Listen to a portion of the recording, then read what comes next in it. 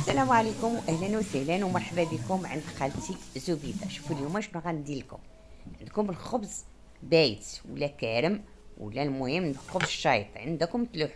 اليوم غندير به واحد الكيكه زوينه ديال الخبز. دونك عندي الخبز هكا، من الاحسن يكون داك الخبز الابيض في الحقيقه كيجي زوين. كنفرتو كنقطعو هكا، ما نقطعوش طريفات صغيورين، شويه موين المهم.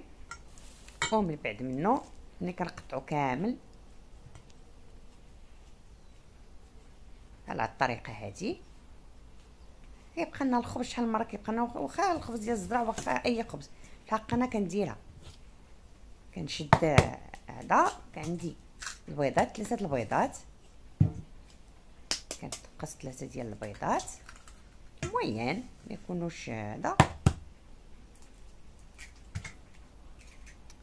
وكنزيد عليهم كاس ما عامرش بزاف ديال السكر حبيبات، وعندي 4 ديال الزيت، 4 كاس ديال الزيت، وكنخلط هذا الخليط مزيان. كنزيد عليه نص سيطرو ديال الحليب، نص سيطرو ديال الحليب، ونخلط هادشي مزيان. عندي فلون، داك الفلون الصغير، ما لقيتش فلون ديال الفاني درت فلون ديال البنان حتى هو جا زوين، جا زوين ما بيش. المهم كنخلطو مزيان وكنشد هذاك الخبز ديالي كنديرو في هذيك اللي كتدخل الفران. درت انا هذه ديال الحبيبات ديال الشكلاط ولا طريفات الشكلاط ولا اللي سميتو الفواكه الجافه ولا اللي بغيتو ولا بلاش. المهم نتوما لكم الاختيار. باش كنحيدو داك اللعبه ديال راه ماشي ديال الخبز كيكه. المهم كتجي زوينه، انا كتجي زوينه صافي. وكنسقيه بداك الخليط اللي درتو، كنكبو عليه كامل بحال هاد الطريقه هادي صافي.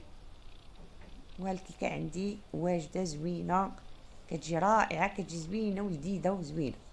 جربوها ما غتندموش.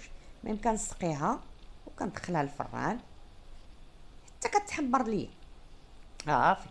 تقريبا كلشي طيب، خص غير البيض اللي يطيب، فحتى كتحمر ليا من التحت ومن الفوق كتحمر وصافي. وحنا عندي الكيكه الروعه. هانتوما الكيكه ديالي كي جات، هانتوما جات الروعه صافي. هي الكيكه ديالي وبالصحه والراحه مع خالتي زبيده.